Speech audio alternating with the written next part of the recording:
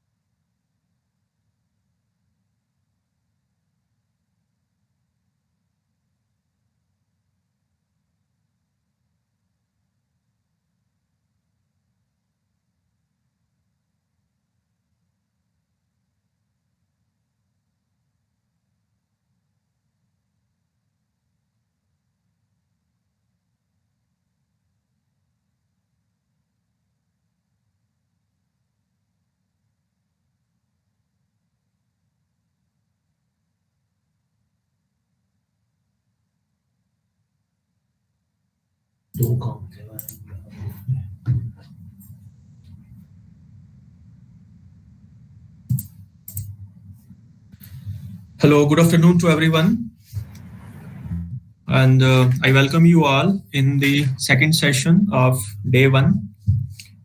So, in this session, we have with us Ms. Survi Vij. She is assistant professor and researcher, Amity University, Noida. She received her BTech in Computer Science and Engineering from AKTU in 2006, then received MTech in Computer Science and Engineering from Amity University, Noida. She is silver medalist honored by Sameer Maheshwari, CEO and co-founder of HealthCart. She has contributed enormous research work in the area of machine learning, image processing, meta heuristics, as well as soft computing. Further, she has been a keynote speaker in various faculty development programs as well as international conferences and organized various seminars as well as workshops. He has published various SCI Scopus ESCI indexed research papers in international journals. Moreover, she has also contributed various book chapters in renowned publishers like Springer, CRC Press, elsewhere, etc. He has been active as a TPC member, reviewer, session chair, PCM in many international conferences and journals. She is an editorial board member in Artificial Intelligence in Medical Imaging Journal. She has also filed Indian patents having innovations and intellectual property rights. He has been honored with C.V. Raman Award from KIET Group of Institutions for outstanding research work, as well as she has guided various undergrad and postgraduate students in their research-oriented work. So I welcome you, ma'am, in the session 2 of our first day FDP on machine learning concepts and applications. And the topic of the discussion in session 2 is practical aspects of machine learning. So Madam Survi Vij will cover the practical aspects of machine learning. Over to you, ma'am. And thank you for accepting our invitation. Thank you, sir, for such a warm welcome. So, we will see the practical aspects of machine learning in this session. First of all, I would like to give the overview of the entire topic, which we are going to understand conceptually. and then we will switch to the implementation part of it, preferably on the Python. We will see how the basic functionality of each of the models which exist in machine learning, how actually it works from the implementation point of view. So, first of all, let us have a glance of each and every techniques, or we can say the approaches which actually exist in machine learning and a part of data analytics as well. Then further, once we will cover up the conceptual part of it or seeing few of the real-time examples of it, and then we will switch to the practical part of it, which will cover algorithms implementation. So starting from this, let us if we are talking about machine learning, or if we are talking about artificial intelligence, it is very evident that everything is a play off in data.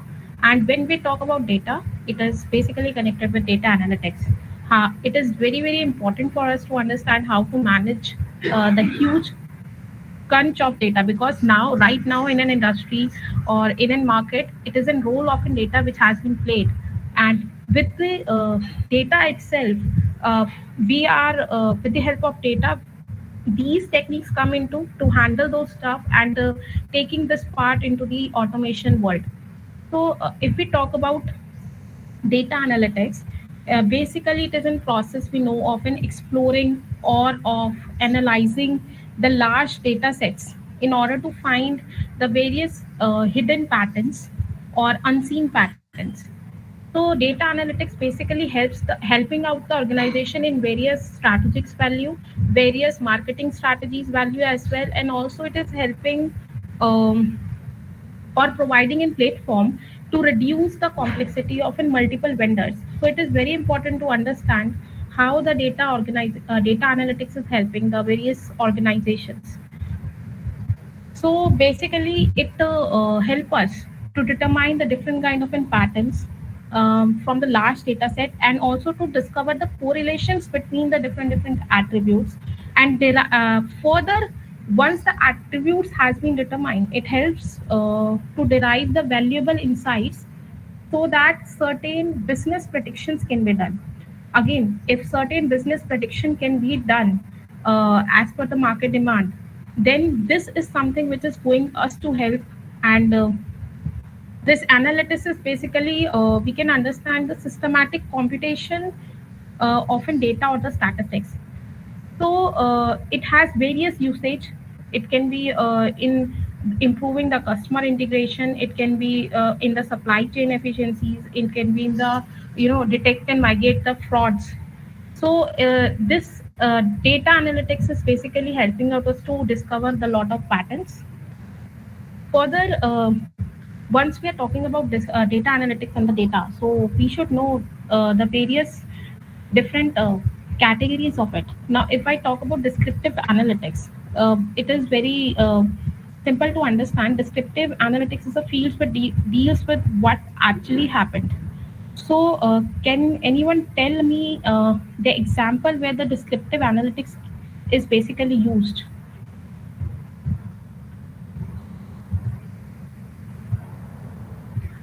Anyone would like to tell where the descriptive analytics can be used in a real-time scenario, or the projects which are actually going out in the R&D or the industry sector?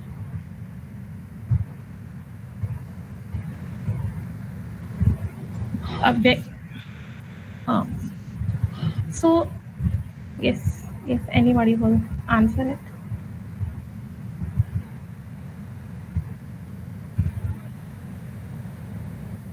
One of the very nice example of it is Netflix. Everyone is aware about the Netflix. It is actually an excellent example of it for the descriptive analytics, as it is gathering the vast amount of users in the platform to recognize the pattern. Second can be the traffic and the engagement reports. Traffic and the engagement reports, if I will say, there is a company, we are Technish. It is an R&D company, and it is specifically working on an road accident projects. So they are utilizing the descriptive analytics in order to determine the traffic or the engagement reports. Again, it can also be used for the demand trends. Another example, real-time financial statement analysis if needed to be performed. There is an usage of a descriptive analytics. So next one is diagnostic analytics, and it determines why it actually happens. So anyone would like to tell the example where the diagnostic analytics is used? A very common example, everyone we are aware about it, where the diagnostic word is itself is carrying out the example.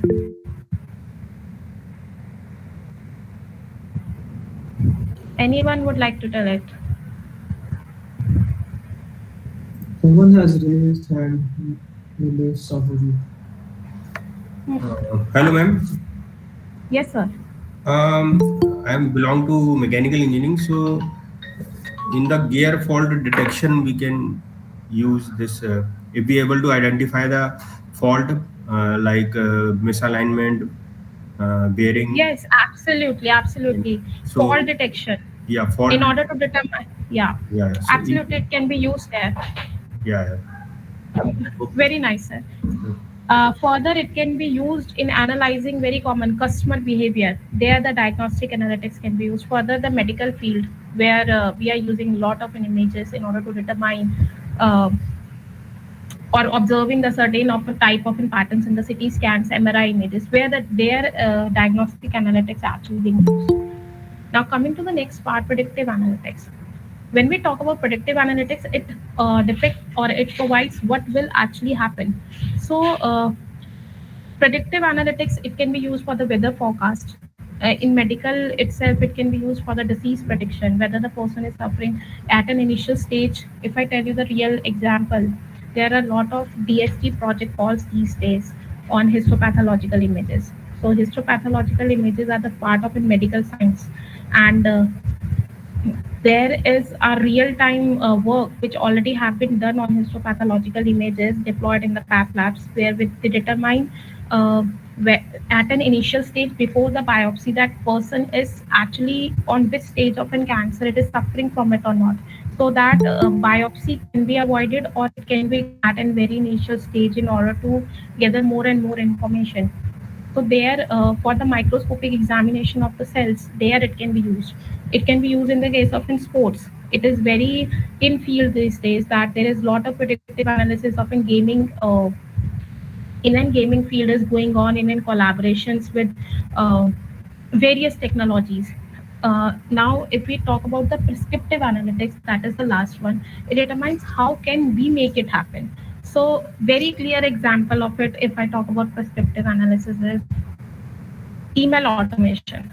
So, in an email automation, it is very clear example that marketers basically use the email automation to sort uh, the different categories, and based upon that, based upon the intention, based upon the certain motivation, they deliver that email content depending upon that category. So email automation is one of the prescriptive analytics examples. Now, coming to the sources of data, we all are very much aware that big data these days, every game is often data.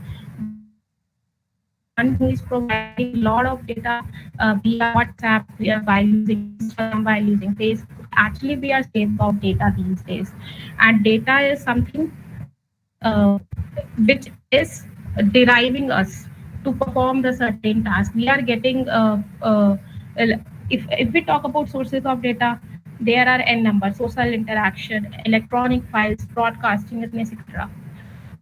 So coming to the next, that is the classification of the data. Basically, if whenever we work, we should be very much aware at an initial stage that whether the data is semi-structured or unstructured data. If we talk about the structured data, all of might have used Excel sheets or Excel files. So that is an example of structured data, where we are using CSV file, Excel file, or more technical terms, if I would say SQL databases. So that comes under that category. If I talk about the semi-structured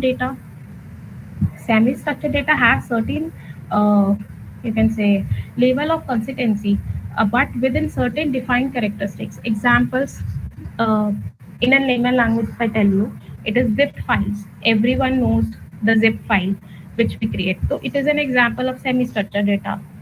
And more technical terms, XML file, which is being you might have worked.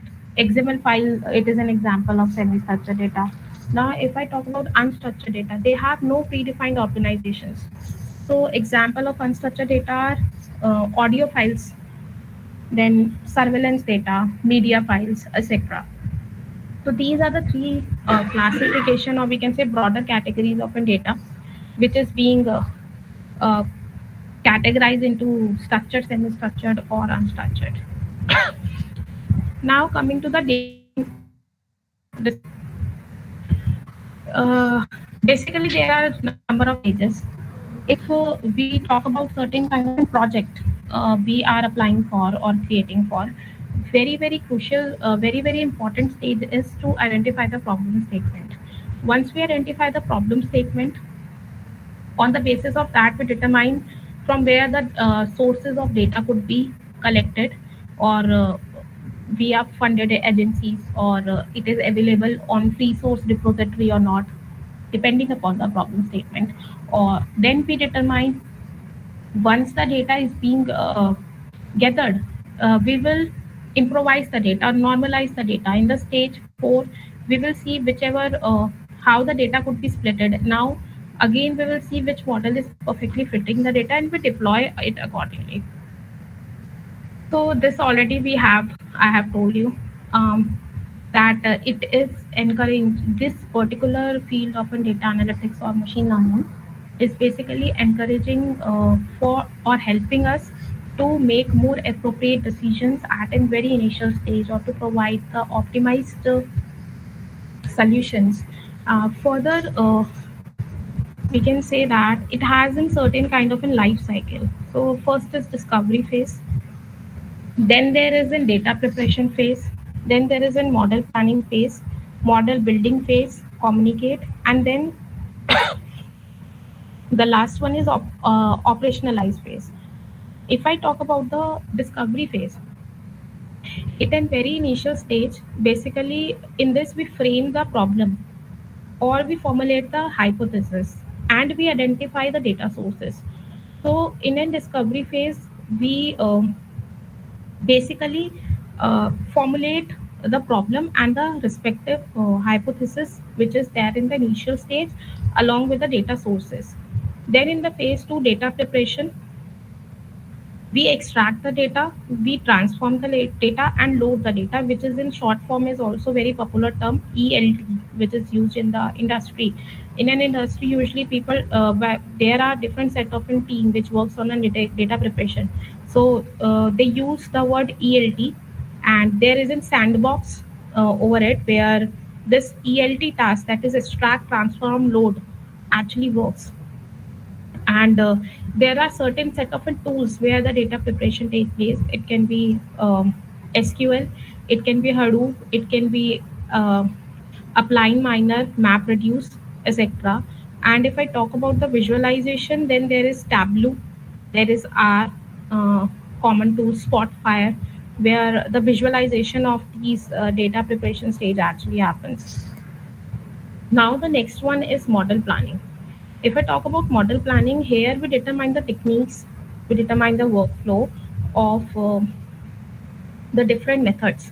Further, data is being explored here, and variables, or we can say the attributes, it is being selected, and the tools again where which can be used here, or business analyst uses SPSS or SAS or SQL analytics, etc.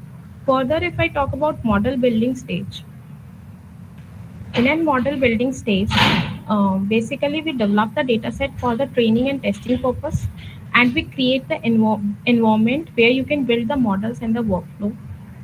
Now the fifth stage is communicate phase. Communicate phase, we interrupt the result, we identify the key findings, we qualify the business values, we summarize the finding again. We carry forward that particular to the other stage, that is operationalize. Now, in an operationalized phase, we deliver the final deliverables. So, model execution occurs here, and basically we retain the model in an operationalized space, and we run a pilot project over it. So there are certain kinds of key roles on the basis of these stages and the tools which I have told you. There are certain kinds of key roles which work in the industry, and they work on that tools in order to deliver the certain kind of findings or summarize the finding at each stage. There is business user, there is project sponsor, business intelligent analyst, then again data engineer, database administrator. All have their own set of uh, skills, and all are different. There are different departments where they are deployed in their work, and they need to give the final deliverables further. So again, if we say data analyst or data engineer, they both are different terms, they both have different responsibilities in the companies, and they both have different kind of deliverables for the certain kind of projects. Accordingly, there is business analyst, business intelligent analyst, database administrator, etc. Now, if I talk about the applications, um, data analytics application, there are n number of an applications such as in the healthcare, in education field, or in the manufacturing field.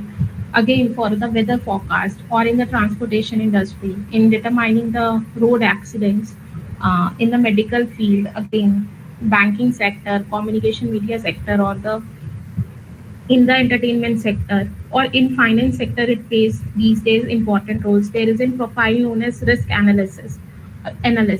In these days, if we come across certain kind of profiles in the MNC, risk analyst is or risk investigator is another profile where the things are going on and the person is working in order to get a certain kind of an outcome.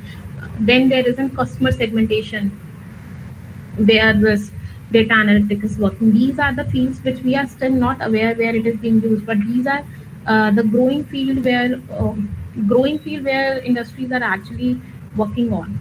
In an e-commerce, we all are aware for recommending the certain kind of products. There, the e-commerce in an e-commerce sector, data analytics is used. In a healthcare, it can be used for drug discovery or for the bioinformatics, or we can say for the virtual assistant. There, the healthcare sector it is used. Again, for the manufacturing, in order to determine certain potential problems, certain monitoring system problems, or anomaly detection, there is a use of data analytics. Now, coming to the data pre-processing phase, whenever we work on in certain set of images or certain set of you can say videos or certain set of data, Excel or CSV files, pre-processing is a very important stage. Such as, if I tell you real-time example, I have talked about an image, medical image, histopathological image, where various DSC projects fundings have been given by the government these days, and various agencies are working on it.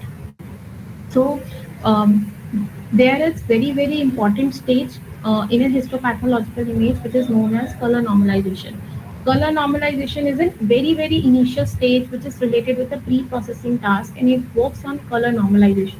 So color normalization itself is considered as a very big task when we work on histopathological images. There are n number of algorithms which has been discovered, and still the people are working to improvise or to develop new algorithms. That is in field where there is a huge research gap till date. So this is a hint for you. There is a research gap when we working on a color normalization on an histopathological image. Still, there are a lot of things which we as a researcher can contribute over it, and it is nothing but just a part of pre-processing. We haven't yet developed, I haven't come across or told you right now about the model where we can detect or we can do the microscopic examination of a cell of that histopathological image. So abhi color normalization mein hi there is lot of work. Now coming to if I will talk about the steps. First is data collection, we all know. Then there is data cleaning. In a data cleaning, there is removing. This is about the CSV or Excel file. If someone is working on stock market prediction, we know that in stock market prediction there are n number of they can be the null values, they can be the duplicate values which you need to remove, or incorrect data is there. There, the data cleaning process happens in case of an CSV or Excel file. Then we consolidate that data. We integrate that data into the single set along with the required attributes for the problem statement or the target value, whichever is required. Basically, we put the data set into the more ordered form by applying these steps, and we transform the data accordingly as per our problem statement or as per our requirement. But these are the things which works in case of an CSV Excel file. If we talk about images, in that case, the pre-processing composed of the filtering techniques. There are different filtering techniques which basically enhance the quality of an image or in contrast of an image. So that it can so that we can work on a better quality of an image in order to gather the more appropriate or the relevant information for the model, so that appropriate results could be carried out it further. So these are the pre-processing stages. Further, if I talk about data analysis basically provides us the inside gains, and modeling is basically nothing but a set of tools and techniques which help us to understand and analyze how to collect, update, and store the data. Now here we can say there are three. Now here, if we talk about modeling, it isn't part of an ML. There is supervised, unsupervised enforcement. We all are aware about it. If we talk about supervised learning basically there is we can understand that there is already a teacher who is guiding a student. If we talk about supervised learning process, so there is an input variable and there is an output variable. We map the function and we get the respective value for it, as it is very much clear from the example as well. Again, supervised learning, it is being divided into the two parts, regression and the classification. If we talk about classification, it classifies uh, the output category and such as student is present or absent, deceased or non-deceased. Regression is basically when the output variable is real value. If we talk about unsupervised learning, in an unsupervised learning, there is an input data X and the corresponding output variables. So here basically um,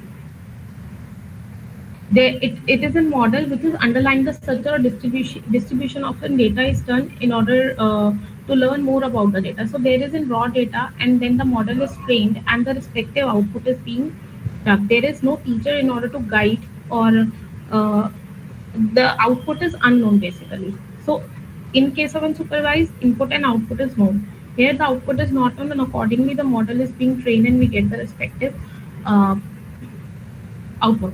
And if we talk about the problem statement, that which problem statement comes under or categories come under unsupervised learning, there is clustering and association.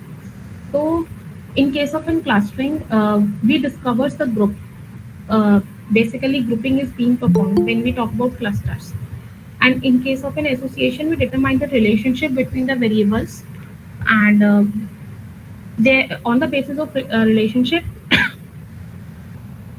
we determine the rules. Now there is reinforcement learning. When we talk about reinforcement learning, it is a part of an ML which is concerned how intelligent the agent is being working and interacting with or taking the actions in an environment in order to gain more cumulative rewards. If I relate this with the research, uh, these days I think a lot of people might be working on meta-heuristic or nature-inspired algorithm, right? So when you work on the nature-inspired algorithm, basically there is still a lot of scope where you can accommodate or you can uh, apply reinforcement learning. So this is again the research gap. There are lot of nature inspired or the meta heuristic algorithm which can be collaborated with the reinforcement depending upon how that nature inspired algorithm works and where it can be accommodated. This is something which can be contributed in the research part. And so far I have gone I've been reviewer in many SCI journals. So basically, this is something where a lot of people are still working on. And you can see one of my paper, that is cat reinforcement. algorithm which is being contributed for optimization purpose, and it can be used in any field, whether you are working in wireless sensor network, whether you are working on image processing, computer vision, or any other field where the optimization is required, or whether we are working on, you can say,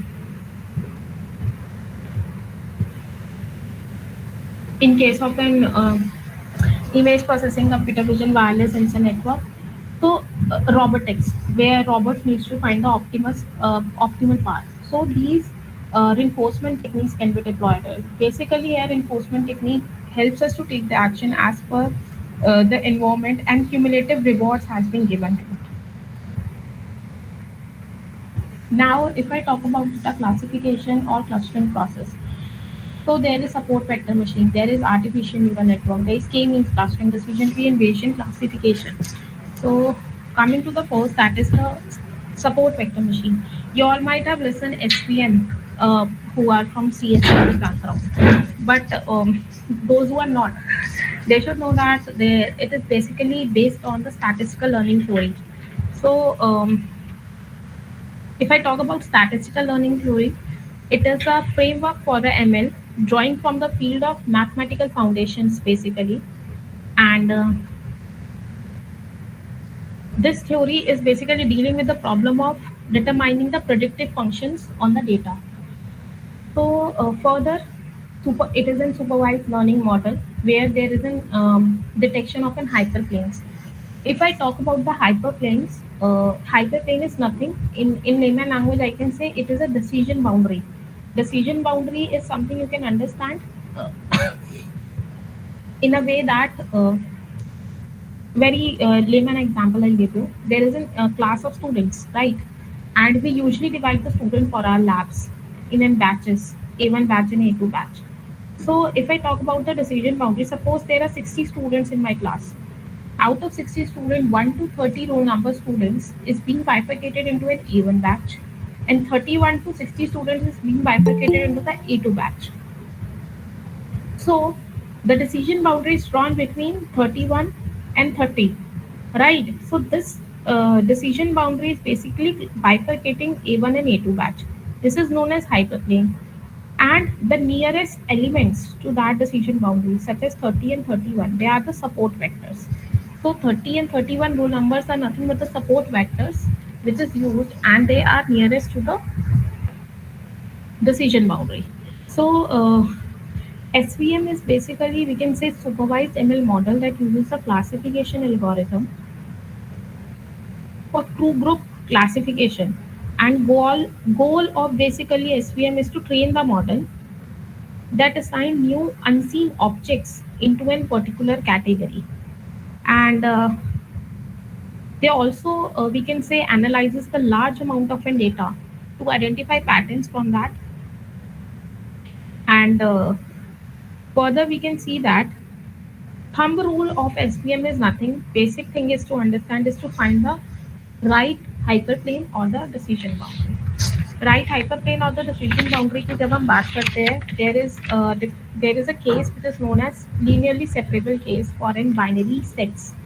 Here I have already discussed right now कि अगर we have in class there are 30 students in a batch, 32 students, there can be n number of decision boundaries depending on number of bifurcation is done or even number of bifurcation is done.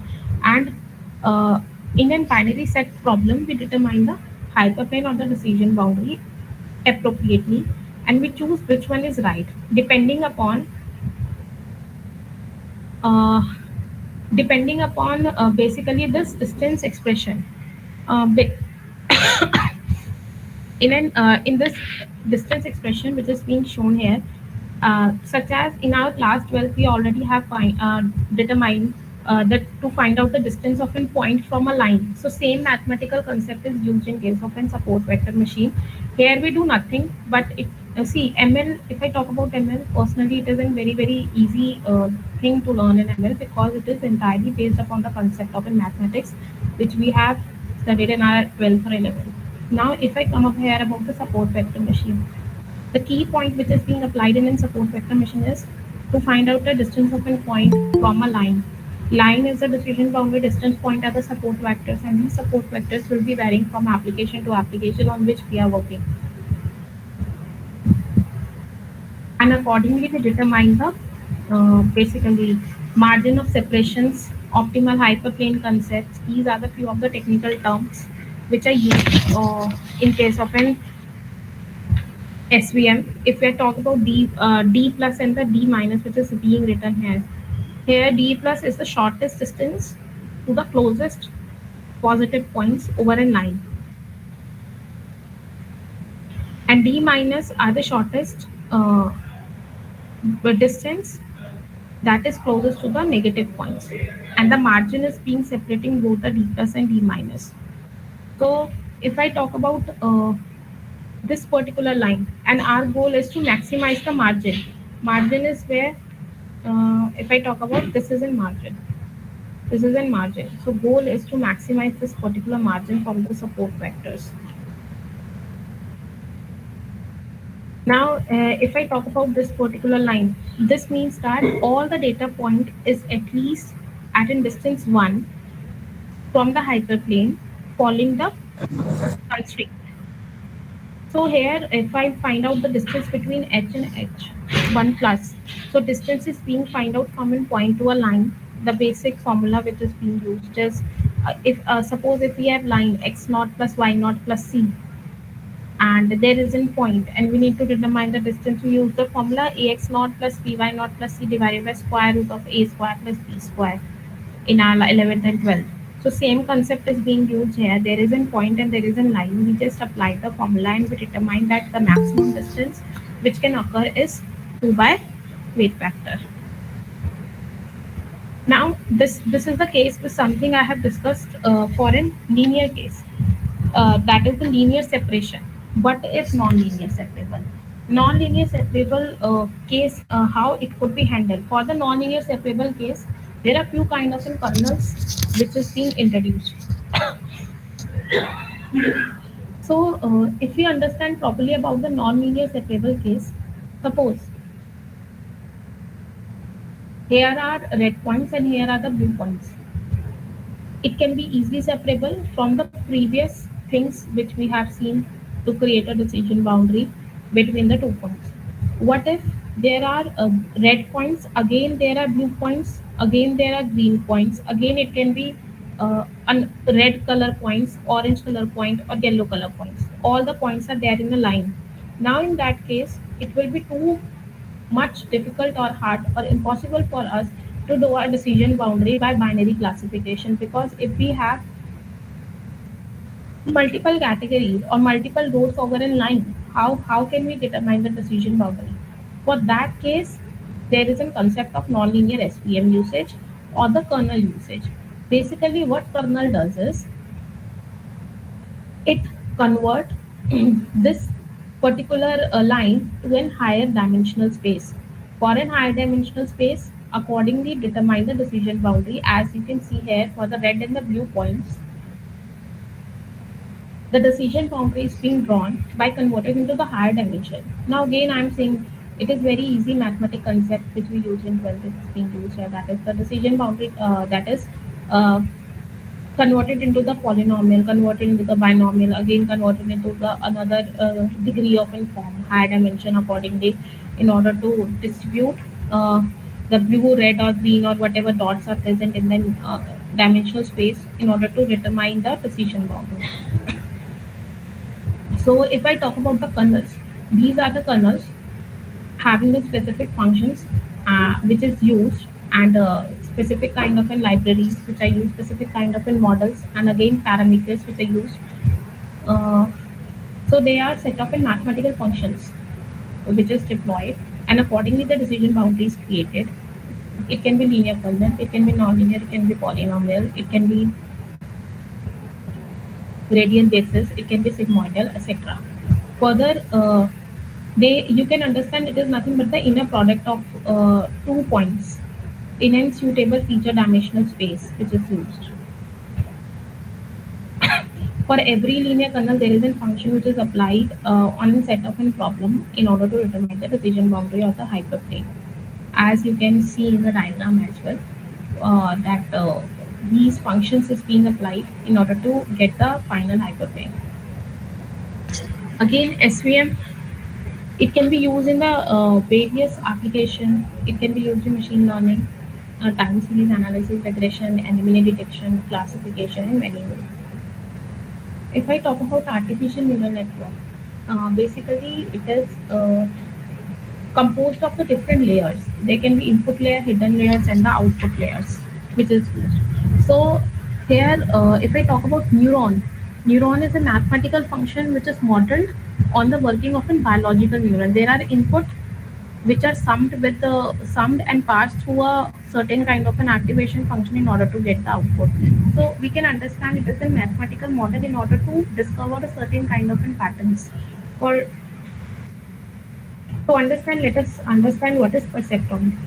If I talk about the x1 and x2, these are the input which is taken. Again, w1 and w2 are the weights which is being taken, and this has been passed as an input over a certain kind of an activation function. You can understand that activation function is uh, basically provides a threshold value. So according to the threshold value, it will decide whether the neuron will produce the respective output or not. Suppose this is the total weighted input which has been given. So these total input weighted input is given, and if it is greater than or equal to the threshold value which is mentioned here, the neuron will produce the respective output. And if the total weighted input is less than the threshold value, then no output will be produced. And if I talk about activation function, there are many activation functions here which can be used.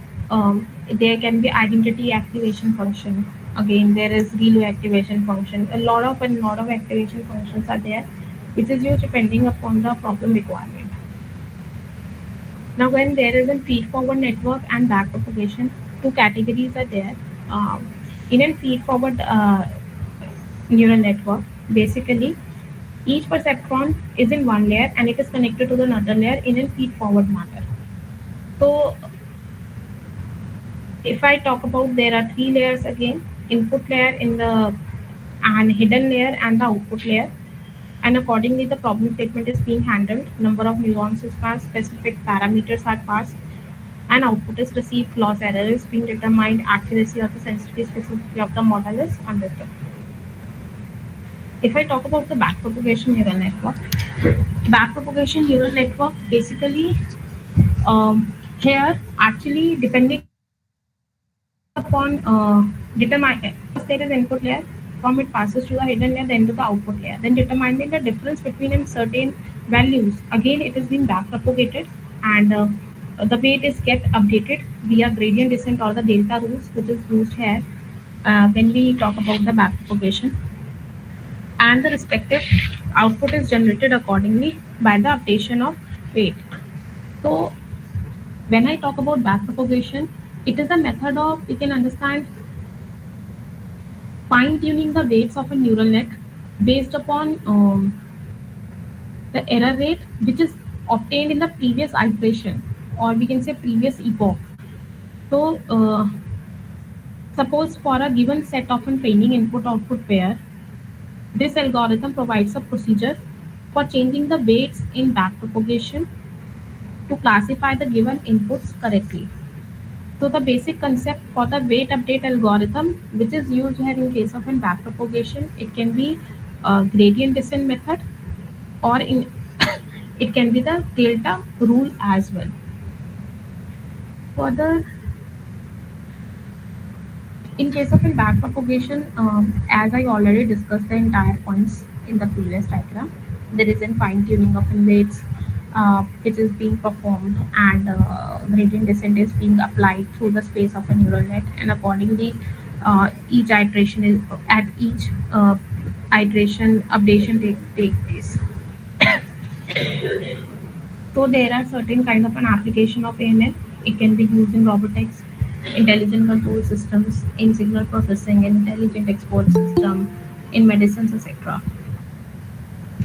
Further, if I talk about the unsupervised learning, there is in K-means clustering. If I talk about the research lab where it can be used, Again, there is a concept of bag of features. You may note it down if you want it. Bag of feature is a concept where still there is a research gap and you can work on it. So basically, um, in bag of features concept, this algorithm can be applied where the optimization is required of a certain kind of a feature and the feature representation can be performed. In an optimization of a certain kind of a feature, we basically uh, implement the k-means algorithm in uh, connection with the meta-heuristic algorithm. So meta-heuristic and k-means being applied together in order to find out the central or the cluster point and accordingly the data representation takes place. So this k-means algorithm plays a crucial role when we talk about bag of words in our research or this particular thing can be explored and can be worked on when you are writing your papers. So k-means algorithm help us to find out the centroid point or the in that particular clusters. Accordingly, the object is being assigned to it. So, as written in the algorithm, this basically how it is being how the object is being assigned to that particular cluster. It is by finding out the centroid point, and it is being found out by the distance formula. It can be the Euclidean distance which can be used through which we can determine, and this process is repeated until the specific convergence criteria is being find out. Now coming to the decision tree. Decision tree is basically an ML algorithm which works on in principle where often divided in conquer algorithm where the attributes are basically categorical. And here we use the concept of information gain and the entropy in case of a decision tree of an ML. In case of if we talk about information gain, it will be measuring how well a certain set of an attribute separating the training example according to the target classification. And if we talk about the entropy, there is a set of an homogeneity among the set of an examples. So there is an S set of an S point, positive and negatives, and accordingly we determine the entropy. This basically both used in order to determine which is in root node, which is in left. We know the concept of decision tree. Basically, suppose there are n number of features on your Excel sheet. What actually is happening when you're implementing, or what is the concept of it? You don't know what is the root node, left node, right node, actually where that particular feature will lie. In that case or in that kind of a scenario, we use the decision tree. Now this depiction where that particular feature or the attribute will be placed will be determined on the basis of decision tree by using the concept of information gain in the entropy.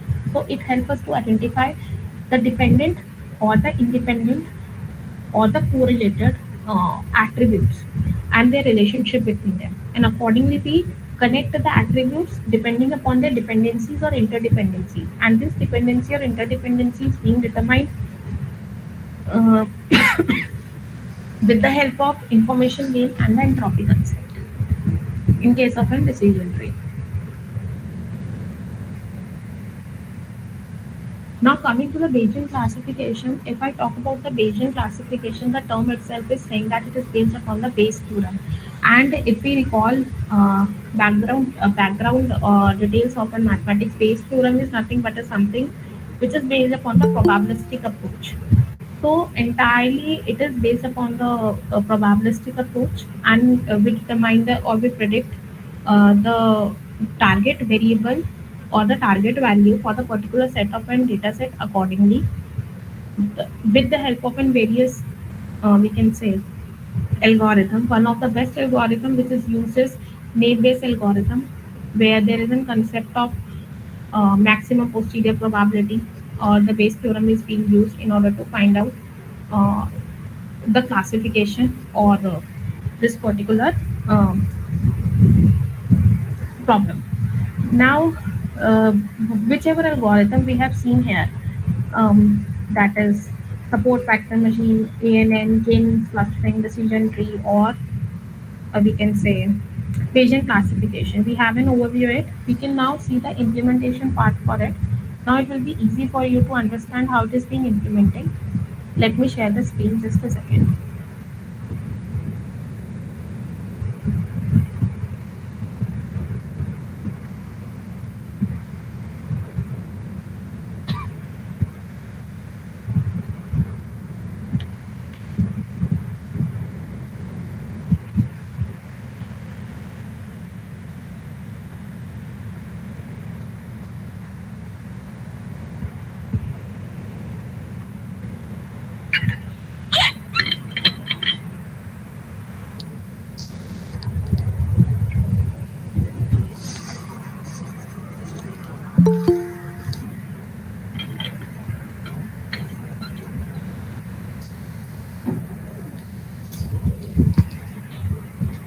Sir, is the screen is shared?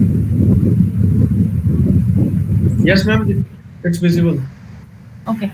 So I have taken a very basic data set IRIS. You can take as per your expertise or you're working on. Let us understand the few of the concepts those who are new to this and then. So basically for reading the file, I have imported the library pandas here. This IRIS data set in the form of a CSV file is being downloaded from the Kaggle. Then this is a function which is used, that is df.shape, in order to determine the attributes and the rows. So basically it is providing us that there are this much of an attributes and this much of the rows which is there in the data set. Again, I have find out the values with the df.value function. Here we can see this is how my data set looks like. These are the values, such as iris dataset is basically, if you will Google it, it will compose of flowers. So there are three categories of flower over here: iris setosa, again versicolor, and virginica. These are the three categories of flower which is there in my data set. Now these are petal length, petal width, or their height. These few of the feature attributes of the flower or iris data set which has been considered. So this is the total is 150 rows and three categories of an iris dataset. Then head is used basically in the Python in order to determine the top five, you can say, the rows, and the tail is used in order to determine the last five rows. And this is basically, like, we use it because here it is 150, but what if it is in lakhs, or what if it is in hundreds of rows? In that case, these are used in order to get an insight, yes, how the data actually looks like, which you are considering in the form of an CSV or Excel file for a specific application. So these are the basic things which help us to analyze what is its shape, what it is, uh, uh, top five or bottom five rows look like. Then in order to, at times it happens we didn't open the files, we just read it over here and we see the categories while normalizing the data. For that particular thing, these functions are used. For the columns, I have seen how many columns are there. Then so these are my column names, that is sepal length, sepal width, petal width, and species. जिसका यहाँ पर data available है. Then we determine the types. Then the describe function is used in order for the statistical details. So basically, I have seen what is the mean, standard deviation, minimum, top 25%, 35, 75% of that particular data is given. Then I have seen whether there is a duplicated value. If there is a duplicated value, it will show it. Fine. So this is being checked a part of in pre-processing in order to determine duplicate values are present or not. Then we counted the number of rows of an category versicolor. Further, we determine the number of rows for an category setosa. Again, number of rows for an virginica. So we have seen there are 50-50 count for each category.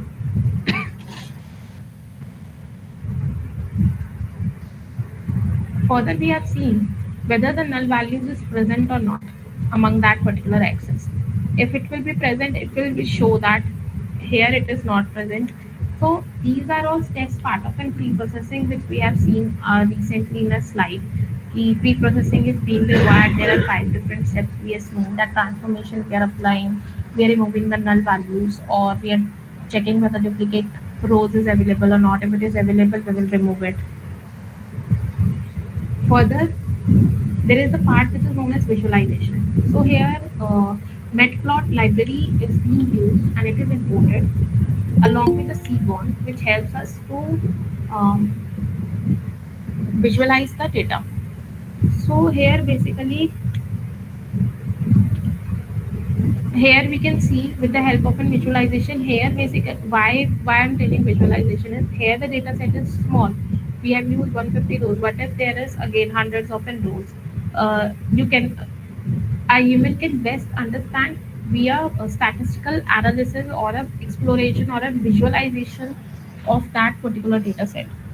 So here, you can easily see the species count. There is Iris setosa, Iris versicolor, Iris virginica, which is used,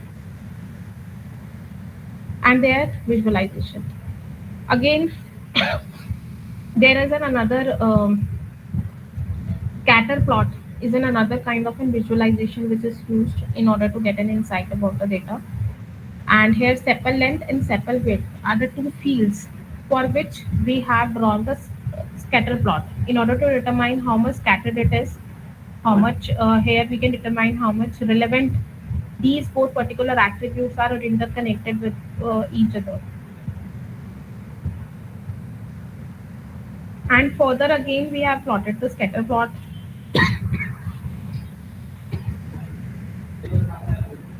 for the different species.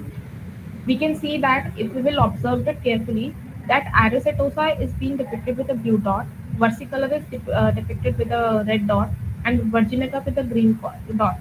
So Setosa is completely, you can see, independent. They are lying in the one region, and whereas versicolor and Virginica, they are mixed together. So they are scattered together over a specific region, while the Setosa is over the one region. Here are the blue dots. So we can understand how much we can understand the correlation between the different categories via this particular diagram. So here it is where the visualization and the exploration helps for the particular data set in order to come to a certain kind of an inferences. Again, there is a pair plot. Pair plot is being uh, plotted here for the various species in order to determine the certain kind of inferences or understanding about the data set. Further, the correlation is being found out with the help of an core function. With the help of an core function. So here, basically the correlation is being determined between the different attributes: sepal length, sepal width, petal length, and petal width. Further, we can say the heat map is generated, and with the help of a heat map, we can see the darker and the lighter region where there is one. It is we can easily understand the independent and the dependent variable, and we can also understand that how much this particular attribute, that is the sepal length, is related with this petal length, how much the sepal length is related with this petal length, and again sepal length and sepal width, how much they are correlated. Again, sepal length and sepal length is correlated. So basically, uh, relation or correlation of an or dependency of an one variable towards the other variable can easily be understood with the help of a heat map. Again, there is a sepal width, petal length, petal width, and we have determined the relation accordingly.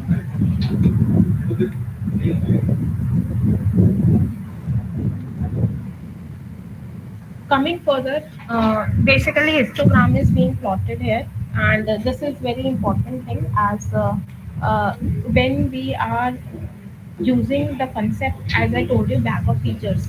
In case of bag of features, which is an I am correlating every basic things with one of the research application.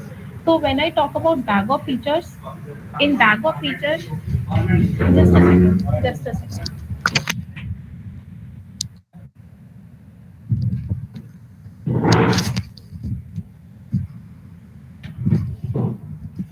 Okay, so I'm relating this particular histogram, how it is used in the research or how it is relevant. It is very important to understand the concept of it. When I talk about bag of features, which is an algorithm using these days in research, and there is a huge research gap where their great contribution could still be delivered. It is composed of three steps. First is that is feature optimization and clustering with the help of k-means, then feature representation. Then feature is represented with the help of an histogram, and basically this histogram is developed via various techniques such as Gaussian vector modeling. You will not believe that there are various algorithms which are used in order to draw an histogram. That is acting as a contribution accessing bag of features in order to represent all those feature clusters. So there it can be used. So it can only be you can only be able to develop or implement that kind of algorithm if you know the basics how it is being developed. Further, the box plot is being drawn. Now coming to the algorithms. The first is one is decision tree. As we have already seen the decision tree, that concept of information gain and entropy is used in order to perform the classification. So here, first libraries, pandas and numpy is being imported, Skyline library is imported, and then from the Skyline the data set is being taken. Iris data set is considered, these are the features names which has been given, and the data set is being loaded. Once it has been loaded, x is something, x-axis is given for the features which has been taken, and the target variable, that is the iris setosa, or these are the three target variables that we have seen recently here. Iris setosa, marginica. So there are three categories of in flowers which has been considered, which is being given as in target variable. Further, from the scikit-learn library, we have imported the decision tree classifier. So here decision tree classifier is being imported. Now, once the function decision tree is applied, model is being fitted from both the axis, x and y, and the tree of that particular decision tree is plotted by using the function and importing that function. Now you can see easily here. Here the sample values, etc., Gini index, all these stuffs has been derived or used. Further, the entropy and all this stuffs concept is being used at the background in order to determine the various values. Now coming to the support vector machine, we have already discussed the support vector machine theoretically, where we have seen there are two different kinds. One is for the linear problem, that is the linear classification, and another one is for the non-linear classification. For the non-linear classification, we have seen there are different kind of kernels, where I have already told you in the slides that if there are different kind of dots, and you need to determine the hyperplane or the decision tree for the different kind of dots. How you will do it? You will perform non-linear SVM. Non-linear SVM is nothing but the different kind of kernels which is applied. Can be, you can say, linear kernel. It can be polynomial kernel. It can be Gaussian kernel. These are different kind of kernels which is being applied. So here is NumPy library which is imported. Then there is a matplotlib library for the visualization purpose. Then we have imported SVM and the data sets. Again, train and test it from the Skyline model selection. We have imported this. Again, confusion matrix is being imported from the Skyline library. Here the data set is loaded. We have given the x and y axis, the target variable names. Now here what happens is, when we go for the model, we basically divide the data or split the data into testing and training. So you can easily understand this. Data is usually divided to 70 into 30 ratio, or we can say 80 into 20 ratio, depending. We have to do it 7:3 में करना है या 8:2 में हमें divide करना है. If I talk about 7:3 में divide करना, that means 70 rows जो जाएगी, that is into the training, and the remaining 30 rows जो आपके Excel में है, that will go into the testing purpose, right? And accordingly, the respective or the corresponding, we can say, target variable is being splitted. So here testing and training done. Kernel is being applied. Here linear kernel is used. It is being fitted. Further, the for the confusion matrix we have applied. We have already imported that function, and it is being drawn. So confusion matrix is being drawn, and this confusion matrix is nothing but it helps in determining the accuracy, sensitivity, and specificity of the model. There are certain kind of an we can say um, problem specification. Accordingly, the confusion matrices could be generated. It can be 3 cross 3. It can be further more depending upon the requirement, and further the accuracy, that is true positive, true negative, false positive, false negative. We determine it, and we determine further the sensitivity and specificity or accuracy of a model in a more, we can say, easier manner. Coming to the k-means technique. In a k-means technique, simply we have taken the values, we have given the specific, we have run that loop in a certain range, and then the cluster is given. Further, we have dividing the cluster and determining the centroid point. Here, just a second. You can easily visualize from this diagram that after applying the clusters, we have given 3 clusters here because we have 3 categories, that is Setosa, versicolor, and virginica. And I already told you in the PPT that in the k-means clustering, we use the concept of finding the centroid point with the help of an Euclidean distance. So we can say that suppose here if the Euclidean distance is being applied, accordingly the centroid point is determined for that particular cluster, which can be easily seen with the help of this diagram. So this is in k-means clustering. Yellow dots is being depicting the centroid point, and accordingly we receive the specific output. Again, ANN. If I talk about artificial neural network, here we have imported the TensorFlow. A sequential model is used. It is imported. Then dense is imported from the TensorFlow library itself. Then a categorical function is being imported so that conversion can easily be performed from numerical to the categorical part.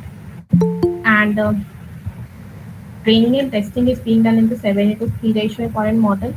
That is 70% of the data is meant for the training purpose with their respective target value, and 30% is for the we can say testing purpose. Further, we have converted the target classes to the categorical ones. We have created the model. Here we have created the sequential model. There are different kind of models which can be used. I told you in the PPT and the slides itself there are certain activation function. If you remember that, we have seen that the activation function is applied in order to determine the threshold value, and according to the neuron is being fired or not, it is being decided. So here activation function value is used, which is rectified activation function. There are more different varieties or categories of an activation function which can be deployed. So input output hidden layers and the output layer is being determined. The neuron is passed, and here basically for the output layer softmax is being passed so that we perform the classification appropriately. Again, there are a number of activation function we can use accordingly. And after applying the sequential model here, we have applied the loss function, which is the categorical source entropy loss function, which has been applied in order to get the respective output. Accuracy is being determined after fitting of the model, and we have run this for an iteration of 10, and then we have tested the model and get the specific outcome accordingly, and the result is being plotted here. So this is how the working of certain basic algorithms is being done. But so apart from these, just a second. So now apart from these algorithms, if I talk about the research, specifically the people are working on in targeting their STIs and transaction papers. So it is very important to understand that first of all identify the research gaps. And if I tell you my area of interest of where I have worked hugely is in materialistic or the nature-inspired algorithm machine learning. So still till the date, there is lot of scope on the nature-inspired or the materialistic techniques where we can easily provide the contribution in a numerous way, and it can be connected via machine learning. Because when you are working on any of an application of a machine learning, there can be a data set uh, which is having which is huge in number. So you cannot take all of the feature or the attributes of a data set and you can start working or applying the model directly on that data set in order to determine the accuracy. That is a very poor approach.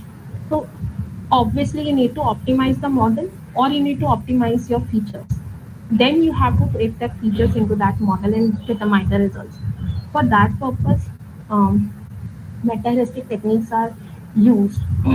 So you can develop the hybrid of existing, or you can develop, you can do the contribution along with the reinforcement as well. Such as I told you an example, cat swarm optimization is an existing technique. Along with that, the reinforcement can be used. If I tell you one more technique, that is the BAT algorithm. In that, basically, you can, if its behavior or if it is behavior is suitable, then you can combine the different things in it, or you can go for the enforcement part also, and accordingly the a new algorithm would be developed. Then again, if I talk about one more resource bag of features where you can give, again, it all depends on which application you are working, and on what parameters you need to work out in the specific target could be achieved accordingly. So this is the entire session which can be given by my hand. I hope it is informative for everyone. Definitely, ma'am, it is informative. We have few queries. One is why 70/30 only is Okay. taken as standard, and what about the data for validation? This is one question. And second is, how do we find the optimum value of K? This is the second question. Okay. So, It is not in yes. standard that 70/30 ratio is being taken. You can take 80/20 also. Yes, validation is also being considered. So in that case, you can take 10% of your 10%, or we can say 7:3:10 for that validation purpose. So it is not in standard. You can take it as per your wisdom as well. Then how do we? Next question is, in case of what? Optimum value of K. Pooja For what? Soni. Pooja Soni, please unmute yourself and ask the question.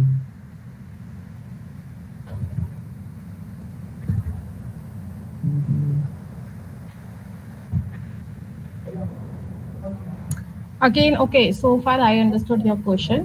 Optimal value of in K could be determined by the elbow curve method, which I have shown in the that implementation part also. There isn't one curve under K-means technique where with the help of an elbow method, we have got one deviated, you can say, curve. So वहाँ पर हमें we can determine the optimal value of an K with the help of an elbow curl method. So it can be used. I can write the spelling of it. You can explore it further. It is elbow curve method. It can be used.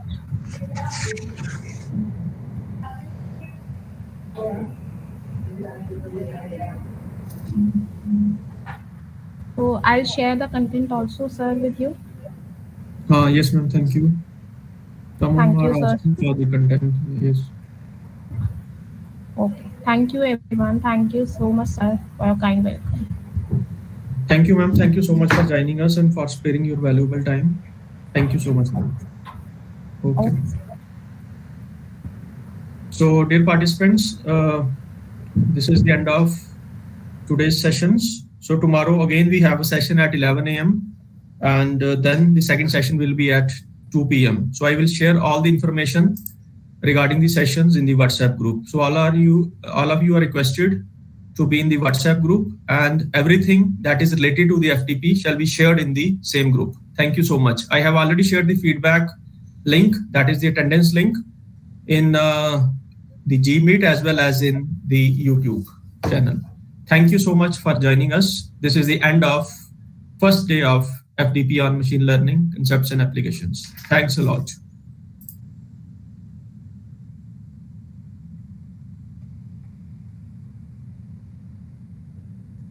Thank you, bro.